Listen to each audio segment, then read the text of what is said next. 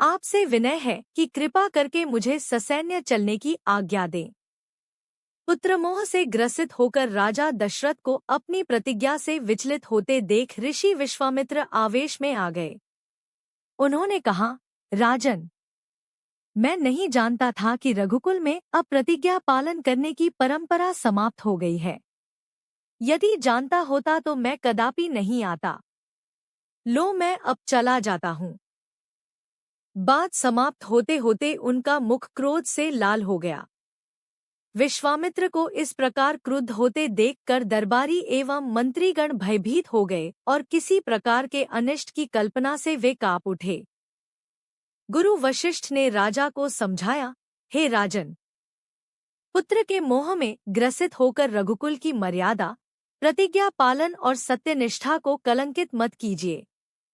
मैं आपको परामर्श देता हूँ कि आप राम के बालक होने की बात को भूलकर एवं निःशंक होकर राम को मुनिराज के साथ भेज दीजिए। महामुनि अत्यंत विद्वान, नीति निपुण और अस्त्र शस्त्र के ज्ञाता है।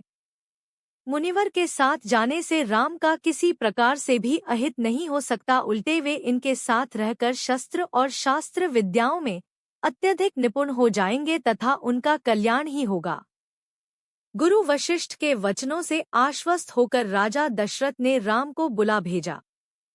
राम के साथ साथ लक्ष्मण भी वहां चले आए। राजा दशरथ ने राम को ऋषि विश्वामित्र के साथ जाने की आज्ञा दी। पिता की आज्ञा शिरोधार्य करके राम के मुनिवर के साथ जाने के लिए तैयार हो जाने पर लक्ष्मण ने भी ऋषि विश्वामित्र से साथ चलने के लिए प्रार्थना की और अपने पिता से भी राम के साथ जाने के लिए अनुमति मांगी। अनुमति मिल जाने पर राम और लक्ष्मण सभी गुरुजनों से आशीर्वाद लेकर ऋषि विश्वामित्र के साथ चल पड़े। समस्त अयोध्यावासियों ने देख कि मंद धीर गति से जाते हुए मुनिश्रेष्ठ विश्वामित्र के पीछे पीछे कंधों पर धनुष और तरकस में बाण रखे दोनों भाई राम और लक्ष्मण ऐसे लग रहे थे मानो ब्रह्मा जी के पीछे दोनों अश्विनी कुमार चले जा रहे हों। अद्भुत कांति से युक्त दोनों भाई गोह की त्वचा से बने दस्ताने पहने हुए थे। हाथों में धनुष और कटी में तीक्ष्ण धार वाली कृपाणें शोभायमान हो रही थी। ऐसा प्रतीत होता था मानो स्वयं शौर्य ही शरीर धारण करके चले जा रहे हों। लता विटपों के मध्य से होते हुए 6 कोस लंबा मार्ग पार करके वे पवित्र सरयू नदी के तट पर पहुंचे। मुनि विश्वामित्र ने स्नेहयुक्त मधुर वाणी में कहा, हे वत्स, अब तुम लोग सरयू के पवित्र जल से आचमन स्नानादि करके अपनी थकान दूर कर लो, फिर मैं तुम्हें प्रशिक्षण दूंगा। सर्वप्रथम मैं तुम्हें बला और अतिबला नामक विद्याएं सिखाऊंगा। इन विद्याओं के विषय में राम के द्वारा जिज्ञासा प्रकट करने पर ऋषि विश्वामित्र ने बताया, ये दोनों ही विद्याएं असाधारण हैं। इन विद्याओं में पारंगत व्यक्तियों की गिनती संसार के श्रेष्ठ पुरुषों में होती है। विद्वानों ने इन्हें समस्त विद्याओं की जननी बताया है।